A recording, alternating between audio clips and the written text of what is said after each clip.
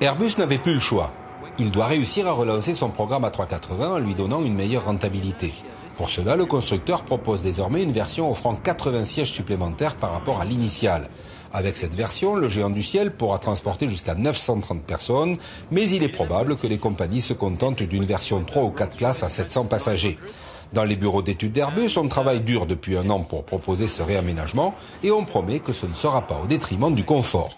On a travaillé tant au niveau des sièges, avec des nouvelles configurations de sièges en Premium Eco et en économie, en passant à 9 et à 11 de front, mais aussi en travaillant sur l'aménagement des escaliers, en redesignant les escaliers autant à l'arrière qu'à l'avant, où on a relocalisé l'escalier à l'avant au niveau de la porte 2, de manière à libérer plus d'espace et à mettre dans l'avion des sièges supplémentaires sans modifier le confort du passager.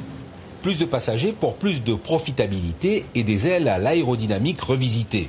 Ici, des maquettes de winglets montées sur un avion d'essai retiré du service. Avec ces winglets, sorte de dérive verticale, 4% d'économie de carburant. Objectif, faire tenir le programme jusqu'à la reprise du marché. Le succès à long terme du 380, il est assuré quasiment mécaniquement par la croissance du trafic et le fait qu'on ne va pas multiplier les aéroports et les pistes comme ça à l'infini. Et même, faisons le pari, et moi je suis très confiant là-dessus, qu'à terme, il y aura aussi une version plus longue de la 380 qui deviendra utile et vraiment intéressante pour les compagnies. En attendant, la version Plus, dont on parle avec nos 13 clients aujourd'hui, permet de faire une étape intéressante pour le début des années 2020. En un peu plus de 10 ans, l'A380 aura éliminé du marché le 747 américain qui ne se vend plus qu'en quelques versions cargo.